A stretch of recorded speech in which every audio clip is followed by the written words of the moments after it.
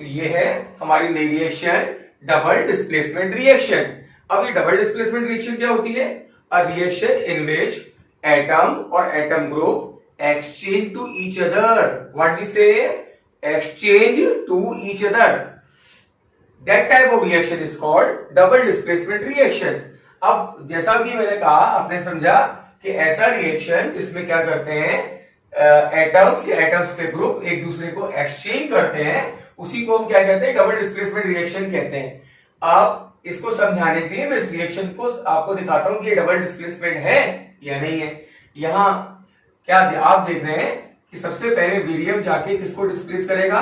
किसको अपने प्लेस से हटाएगा? Na को। और Na क्या करेगा? Ba को डिस्प्लेस कर देगा। तो एक साइड से ऐसे डिस्प्लेसमेंट हो रहा है और सेकंड साइड से इधर से डिस्प्लेसमेंट हो रहा है, तो हुआ ना डबल डिस्प्लेसमेंट। तो ये रिएक्शन क्या होगी? एक टाइप की डबल डिस्प्लेसमेंट रिएक्शन होगी। जिन बच्चों को समझ में नहीं आया उनके लिए एक बार और अच्छे से समझा देता हूं तो और क्लियर हो जाएगा। सुनिए ध्यान से सब लोग। क्या कहा? A double displacement reaction is which reaction in which atoms or atom group exchange to each other. That is called double displacement reaction. So क्या कहा था मैंने? क्या एग्जांपल समझाया था अभी आपको एक मिनट पहले कि ये रिएक्शन एक कैसी है? डबल डिस्प्लेसमेंट रिएक्शन है। लेकिन हम कैसे प्रूव कर पा रहे हैं ये डबल डिस्प्लेसमेंट रिएक्शन है? आप देख सकते हैं, मैंने क्या बताया था आपको एक कुछ देर पहले ही कि Ba क्या कर रहा है? किसको डिस्प्लेस कर रहा है? Na को।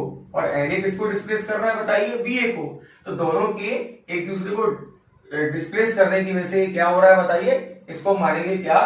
डबल डिस्प्लेसमेंट मानेंगे। और ये रिएक्शन कैसी जाएगी? एक टाइप की डबल डिस्प्लेसमेंट रिएक्शन होगी। अब क्वेश्चन क्या था हमारा? Why magnesium ribbon should be clean before burning in air. कहने का मतलब ये है कि मैग्नीशियम रिबिन को एयर में बर्न करने से पहले क्लीन करना क्यों जरूरी होता है? तो थोड़ा समझ लेते हैं। Magnesium is a reactive metal.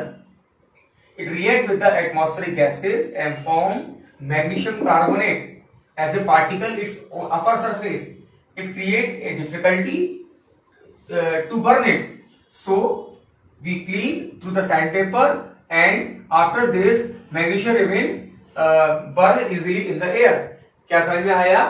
मैंने ये कहा आपसे कि मैग्नीशियम कैसा है? एक ज्यादा रिएक्टिव मेटल है, मोर रिएक्टिव मेटल है। जैसे में से एटमॉस्फेयर में ले जाते हैं या खुला छोड़ देते हैं तो ये इसकी अपर सरफेस पे मैग्नीशियम कार्बोनेट के पार्टिकल्स की एक लेयर बना लेता है।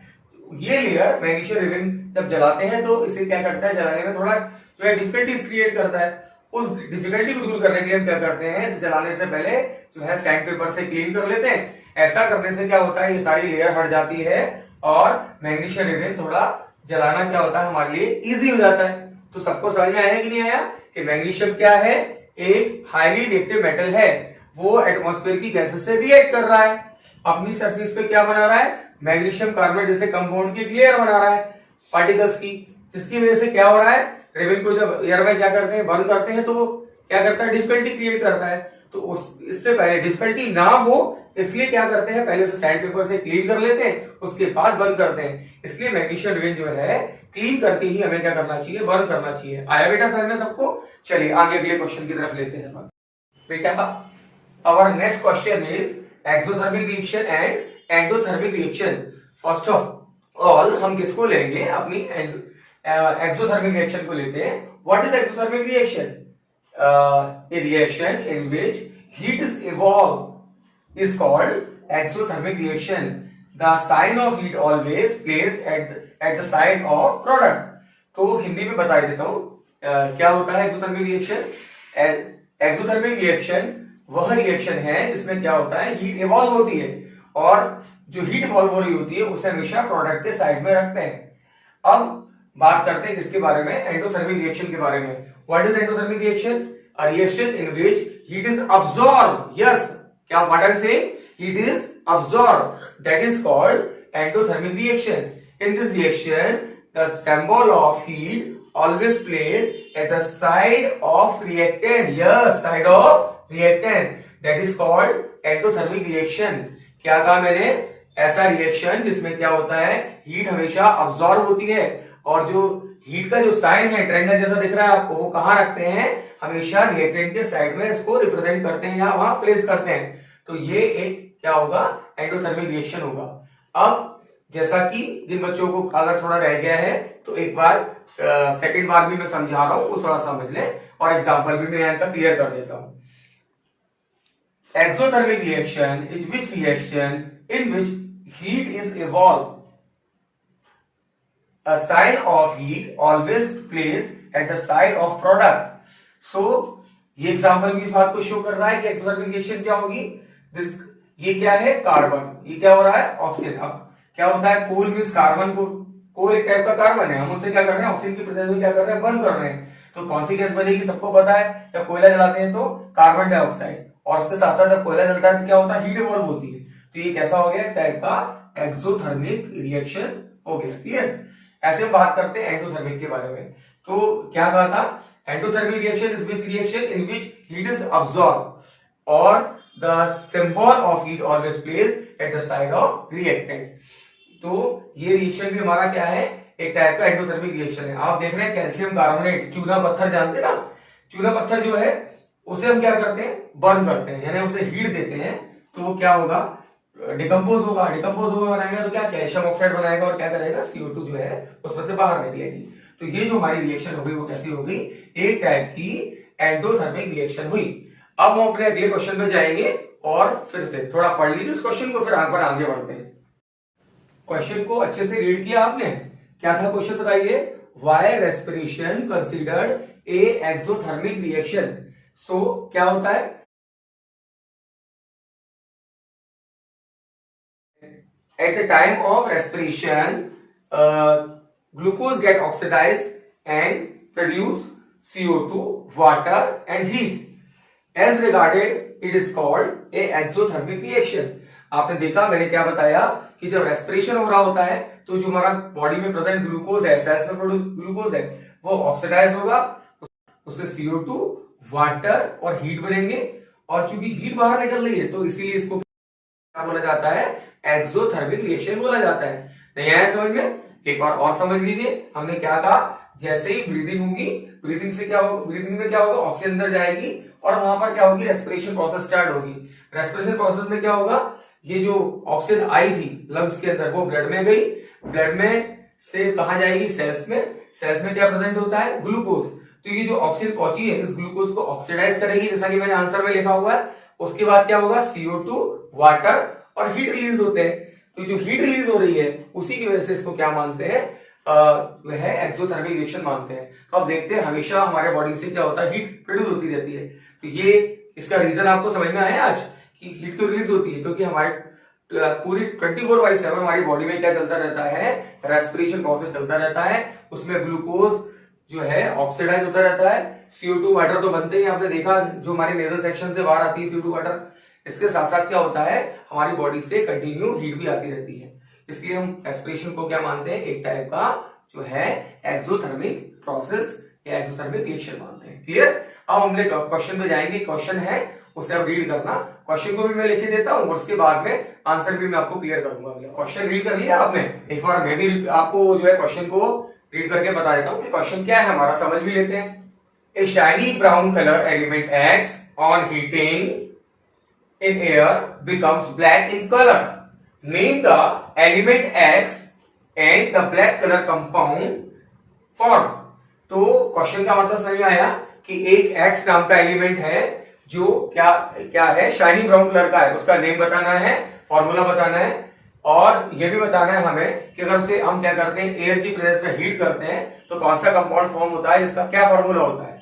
बहुत इजी आंसर है, आपको बिल्कुल भी सोचना नहीं है इस बारे में। सबसे पहले हम सोचते हैं कि एक्स एलिमेंट कौन सा एलिमेंट है, कौन सा ऐसा एलिमेंट है हमारे अराउंड में जो क्या करता है, शाइनी ब्राउन होता है। तो सबसे पहले हमेशा कोई अगर आपको एलिमेंट सर्च करना है तो मेटल नॉन मेटल के बारे में कंसीडर कीजिए। सबसे पहले मेटल के बारे में कंसीडर करते हैं। तो हमारे आसपास कौन सी ऐसी मेटल है जो शाइनी ब्राउन है, तो थोड़ा ध्यान करो, आयरन तो होता नहीं है, कॉपर है ना, कॉपर एक ऐसा है जो शाइनी ब्राउन कलर का होता है। तो X is element is copper, तो एक्स क्या होगा, कॉपर मेटल होगा।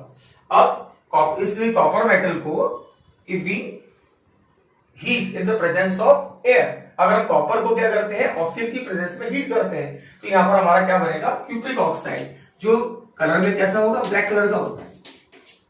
तो ये रिएक्शन होगी और ये क्यूप्रिक ऑक्साइड बनेगा जो ब्लैक कलर का रहेगा। तो हमारे दोनों आंसर क्लियर हुए ना। सबसे पहले तुमसे पूछा गया था कि एक्स इज विच एलिमेंट, तो एक्स इज कॉपर मेटल। और सेकंड क्या पूछा, if we heat in the presence of air the X convert in black colour, तो उसका आंसर क्या मिला हमको कि जो कॉपर मेटल है उसकी ऑक्सीजन की प्रेजेंस में अगर हम क्या करते हैं, हीट करते हैं, तो क्यूप्रिक ऑक्साइड नाम का जो कंपाउंड है वो होता है, फॉर्म होता है, और वो कैसे कलर का होगा, ब्लैक कलर का होगा। तो आपको अपने दोनों आंसर मिले कि नहीं मिले। और अब कोई भी स्टूडेंट जिसने सुन नहीं पाया उसको बता दो, क्वेश्चन 2 पार्ट्स में डिवाइड है। फर्स्ट पार्ट में पूछा गया कि एक्स क्या है, तो उसका आंसर क्या है कि एक्स कॉपर है, क्योंकि वही शाइनी ब्राउन कलर का होता है। सेकंड क्वेश्चन में हमसे सेकंड पार्ट में सेकंड क्या पूछा गया है कि जो एलिमेंट है या जो भी है एक्स है, उसको हम अगर एयर की प्रेजेंस में अगर हीट करते हैं तो ब्लैक कलर मिल रहा है। तो उसके लिए हमने कॉपर को ही ऑक्सीजन की प्रेजेंस में जब हीट करके देखा तो हमें क्या मिला, क्यूप्रिक ऑक्साइड मिला जो ब्लैक कलर का था। तो हमारा जो ब्लैक कलर का सब्सटेंस है वो क्यूप्रिक ऑक्साइड होगा, उसका फॉर्मूला क्या होगा, CuO। क्लियर। अब हम अपने अगले क्वेश्चन की तरफ बढ़ते हैं और हमारा अगला क्वेश्चन जो है आइए रीड करते हैं, फिर बढ़ते हैं आगे। तो क्वेश्चन पढ़ा आपने, क्या क्वेश्चन है हमारा, Why are decomposition reaction called opposite of combination reaction? तो ऐसा ये दोनों रिएक्शन हम पहले भी पढ़ चुके हैं, बट क्वेश्चन हमने देखा, बोर्ड ने क्वेश्चन हमें कहा है कि दोनों में बताओ कि दोनों एक दूसरे के अपोजिट क्यों है। तो यहां आपको मैं क्लियर कर दूं, in decomposition reaction a single compound broken down into the 2 or more than 2 new compound, whereas in the combination reaction 2 and more than 2 compound combine together and forming a single compound। क्या समझ में आया आपको कि decomposition reaction वो reaction है इसमें एक सिंगल कंपाउंड, इसमें 2 और मोर देन 2 यानी 2 या 2 से ज्यादा क्या हो रहा है, कंपाउंड में ब्रेक हो रहा है। आया क्लियर। अब इसके अपोजिट अगर हम देखें तो कॉम्बिनेशन रिएक्शन क्या है, इन दिस 2 और मोर देन 2 कंपाउंड यानी 2 या 2 से ज्यादा कंपाउंड कंबाइन टुगेदर आपस में जुड़ते हैं and forming a single compound, एक नया सिंगल कंपाउंड बनाते हैं। हुआ ना एक दूसरे का अपोजिट, आया कि नहीं आया समझ में। तो ये एक दूसरे की कैसी होंगी, अपोजिट रिएक्शन होंगी। Hence we can say both reaction are opposite to each other, mean to say the decomposition reaction just opposite to the combination reaction। जिन बच्चों को समझ में नहीं आ पाया है उनके लिए एक बार मैं धीरे धीरे फिर से समझा देता हूं, सुन लीजिए। डिकम्पोजिशन रिएक्शन वह रिएक्शन है जिसमें एक सिंगल कंपाउंड 2 कंपाउंड में ब्रेक हो जाता है, जबकि कॉम्बिनेशन रिएक्शन वो है जिसमें 2 कंपाउंड आपस में जुड़कर एक सिंगल कंपाउंड बना रहे हैं। हुआ एक दूसरे का अपोजिट, आया कि नहीं आया समझ में।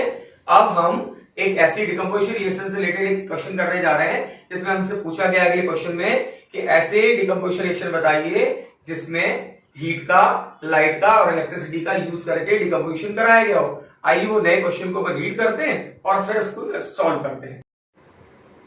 तो ये क्वेश्चन नंबर 9 आपने रीड किया, ठीक है। अब इसे समझ लीजिए क्या पूछा गया इसके अंदर। इसमें पूछा गया है कि ऐसे 3 रिएक्शन दीजिए डिकम्पोजिशन रिएक्शन वाले जिसमें जो है एनर्जी हीट के फॉर्म में, लाइट के फॉर्म में, इलेक्ट्रिसिटी के फॉर्म में दी है।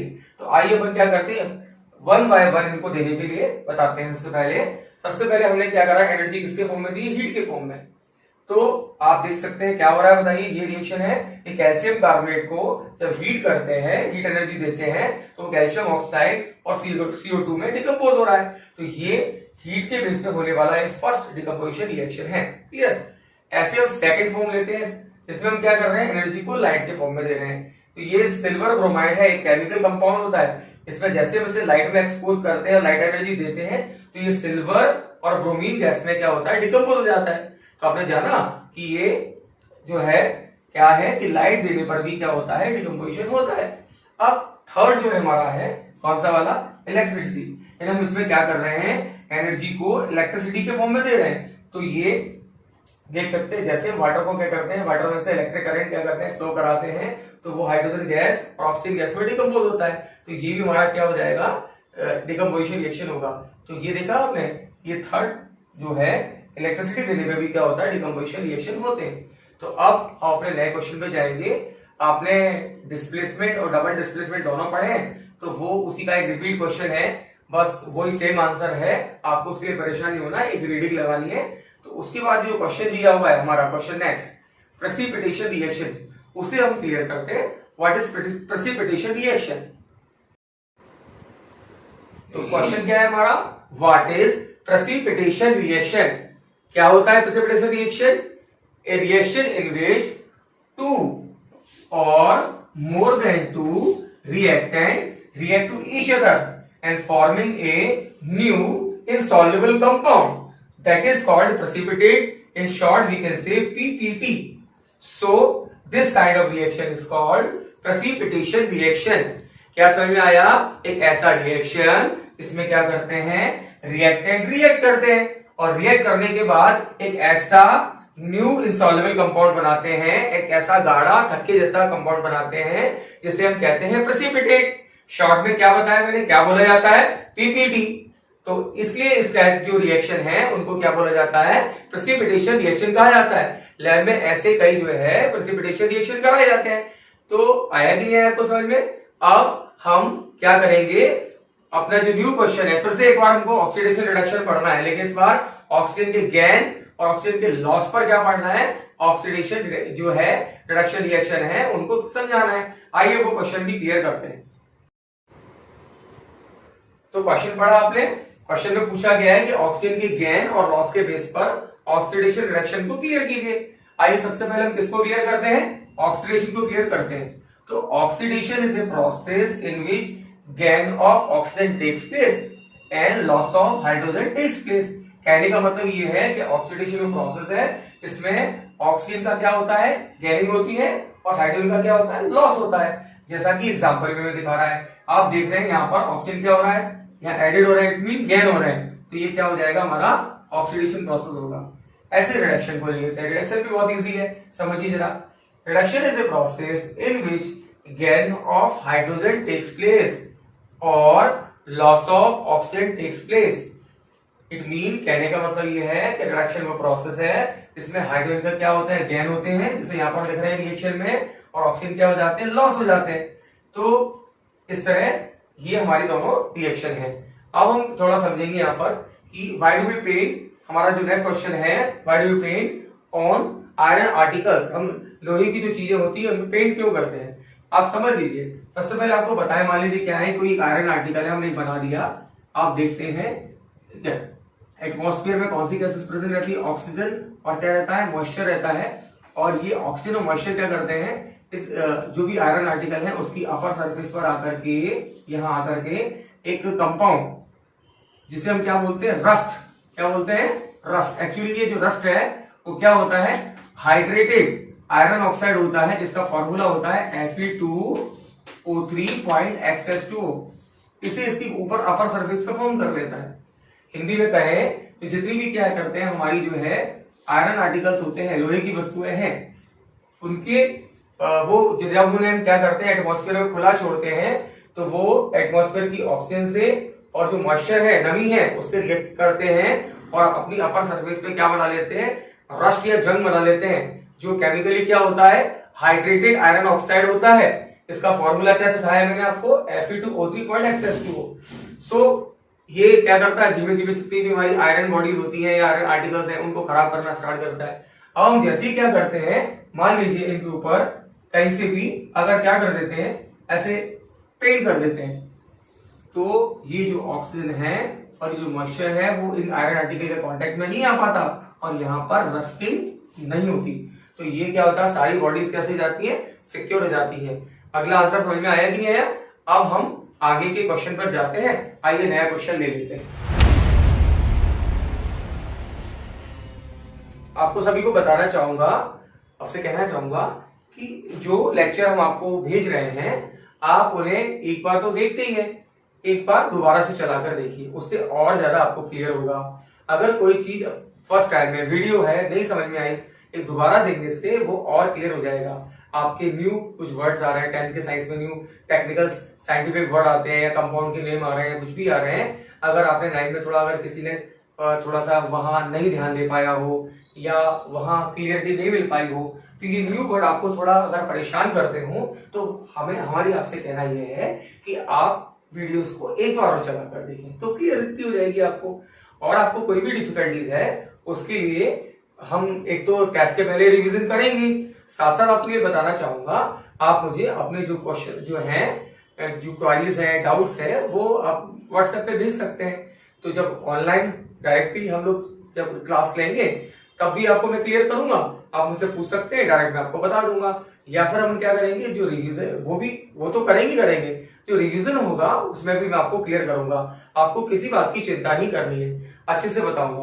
अब आप लोगों के मन में एक बात और रहती है कि हम स्कूल की कॉपी बनाएं, नोट्स करें या कोचिंग का करें। तो मैंने इस बात का स्पेशल ध्यान रखा है, फर्स्ट अपने नोट्स में ये ध्यान रखा है कि जो टॉपर्स और मेरिटोरियस स्टूडेंट होते हैं वो जो लैंग्वेज लिखते हैं अपनी कॉपीज में, आपने देखा है टॉपर्स की कॉपी नेट पर रहती है, तो उस तरह की जो लैंग्वेज है हमारे नोट्सों में रहे, फर्स्ट ऑफ ऑल उसका लेवल इतना मेंटेन रहे। लेकिन ऐसा करते समय हम ये बात का भी ध्यान रखते हैं कि जो बोर्ड का जो एनसीईआरटी ने जो हमें अनुसूचित करके एक जो बुक दी है वो उसकी लैंग्वेज कभी भी यहाँ से जो है डिस्प्लेस ना हो, अपनी जगह से हटे नहीं, उसका ध्यान रखा है। साथ साथ आपके जो नोट्स हैं वो ऐसे हैं कि आपके स्कूल से मिलते जुलते हैं, वहां एक वेरीफाइड मटेरियल मैंने आपको अपने नोट्स में दिया हुआ है। इस बात का भी ध्यान रखा है कि सारे टॉपिक जैसे बुक में लाइन से सारे टॉपिक दिए हुए हैं वही टॉपिक मैंने लाइन से जो है क्वेश्चन आंसर में डाले हैं। कुछ कॉम्पिटेटिव क्वेश्चंस भी मैंने डाले हैं ताकि जब आपका जो कंपटीशन का बेस है वो कहीं से वीक नहीं रह जाए, वो अच्छी तरह से कंपटीशन के लिए प्रिपेयर हो जाए। क्योंकि आप सब जानते हैं आज नहीं तो कल हमें कॉम्पिटेटिव एग्जाम के लिए जो है प्रिपरेशन करनी पड़ेगी। तो जब हमारा फाउंडेशन कमजोर होगा तो उस पर इमारत कैसे खड़ी होगी। तो इसलिए कॉम्पिटेटिव मटेरियल को भी डाला गया। आप लास्ट में देखिए जो मैंने डाला है। अच्छा, आप जानते हैं अपने एग्जाम पेपर में ओटी का भी काफी सारा जो है पार्ट होता है। मैं एक रेशियो है पर्टिकुलर, आप जानते हैं 40-60 का रेशियो मान के चलिए ओटी का और इसका जो है हमारा थ्योरी का। तो ओटी पर भी हमें बहुत ज्यादा ध्यान देना है, जितना हम थ्योरी पे ध्यान देंगे उतना हमें ओटी पर भी ध्यान देना है। तो ये रही नोट्सों को लेकर के।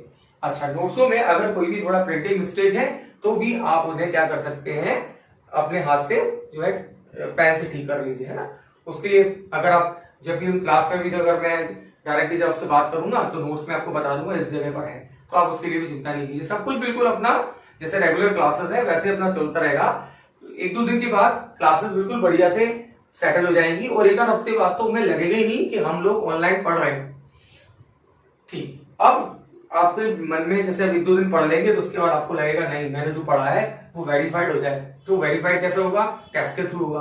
तो मैं जब चैप्टर फिनिश हो जाएगा उसके लास्ट में आपको सबसे पहले एक ओटी का टेस्ट पेपर रखूंगा, उसके बाद में फिर आपका एक सब्जेक्टिव टाइप का जो है टेस्ट जो है आपको रिलीज करूंगा, जिन्हें आपको मेरे सामने ही ऑनलाइन देना होगा। उसके बाद में वो टेस्ट आप मुझे सबमिट करेंगे और वो आपको पता है कैसे करना है सबमिट। ठीक, तो उसके बारे में मैं यहाँ नहीं कहूंगा, जैसे आपने फॉर्म सबमिट करा है वैसे आप मुझे लाके सबमिट कर सकते हैं।